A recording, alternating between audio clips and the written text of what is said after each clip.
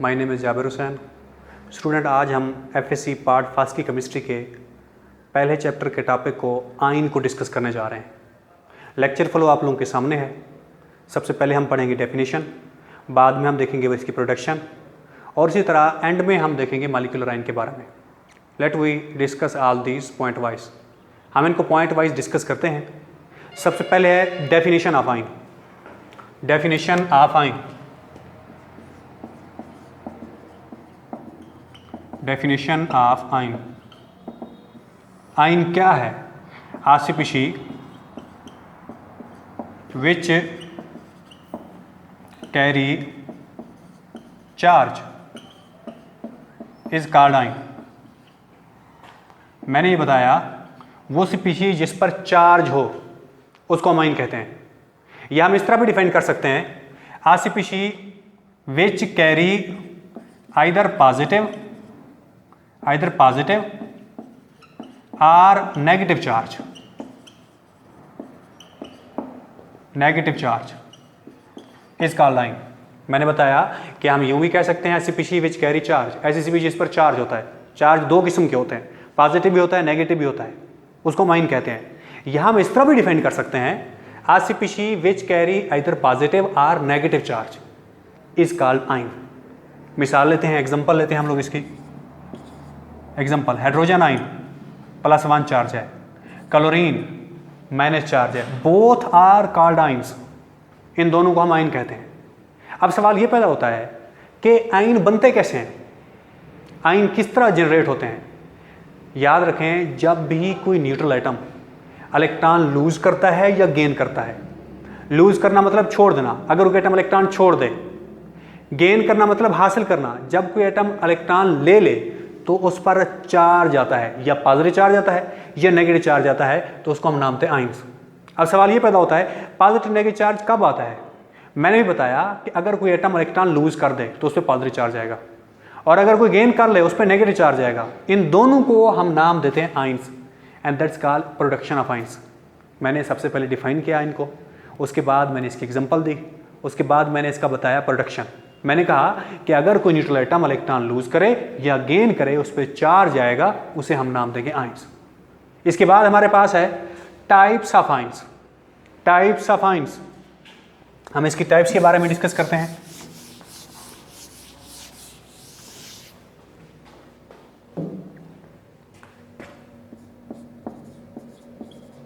Types of ion, इसकी दो types होती हैं हमारे पास, केटाइन और दूसरी होती है एनाइन। हम इनको स्टेप वाइज डिस्कस करते हैं। सबसे पहले है केटाइन। आसिपिशी विच कैरी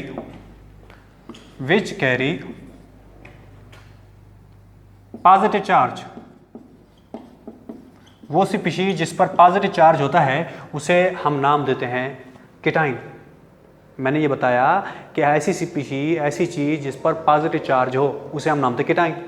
मिसाल लेते हैं हम लोग इसकी, एग्जांपल लेते हैं।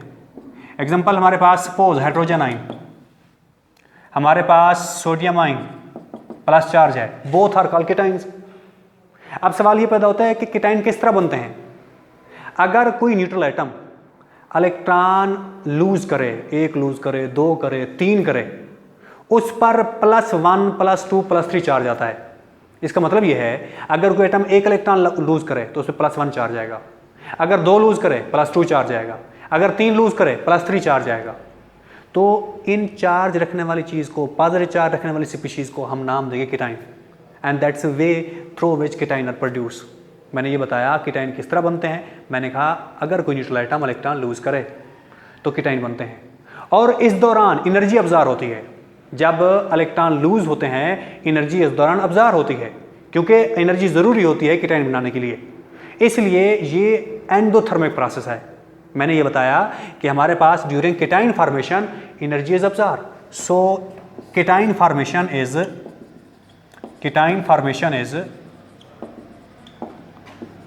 Endothermic process. Endothermic process.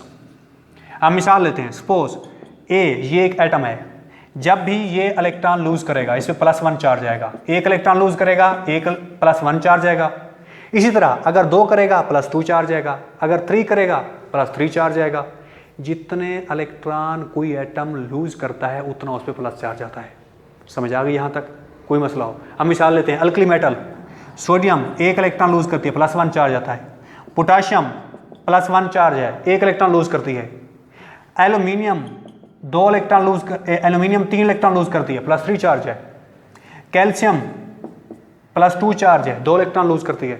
Clear हो गया? इस तरह बहुत सारी मिसालें हैं। इसके बाद हम देखते हैं कि व्हाट आर एनाइंस। एनाइंस किसे कहते हैं?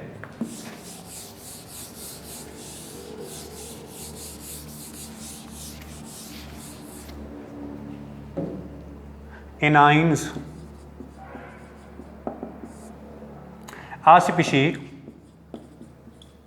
which carry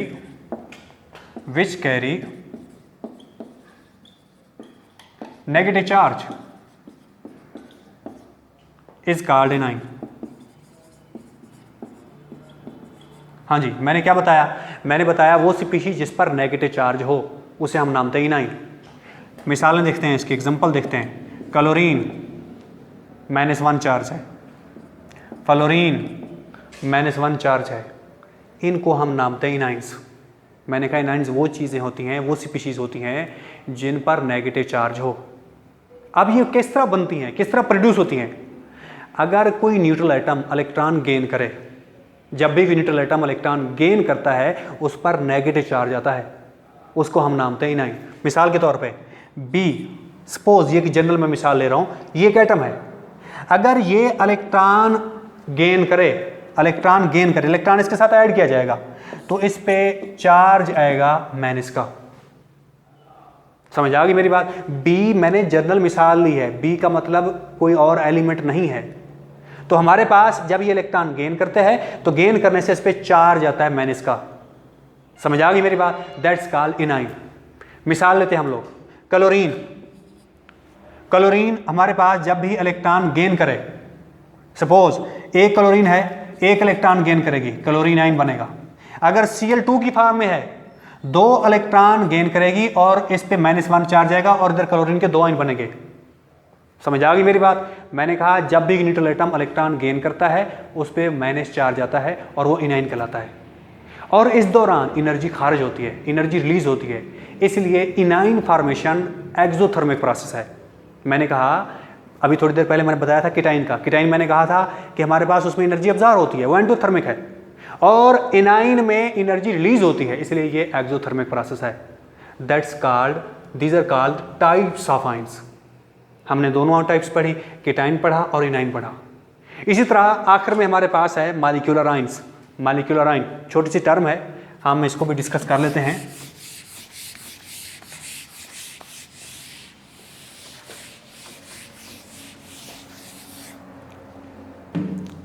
मॉलिक्यूलर आइन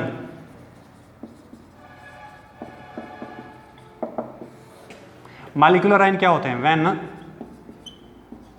molecule loses or gain electron, lose or gain electron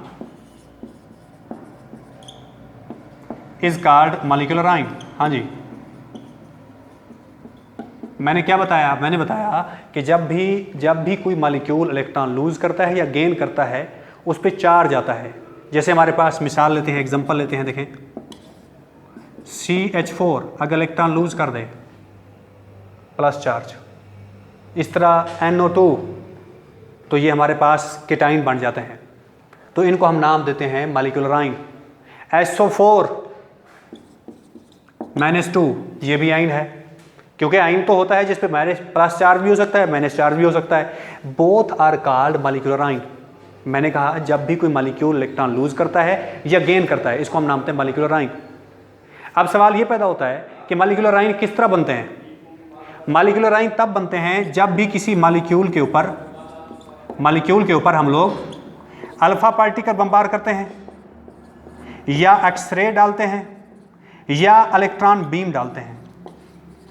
electron beam मैंने ये बताया कि जब भी किसी मॉलिक्यूल में से हम लोग अल्फा पार्टिकल, एक्सरे या इलेक्ट्रॉन बीम पास करते हैं तो जो मॉलिक्यूल है ये कन्वर्ट हो जाता है मॉलिक्यूलर आयन में, मॉलिक्यूलर आयन।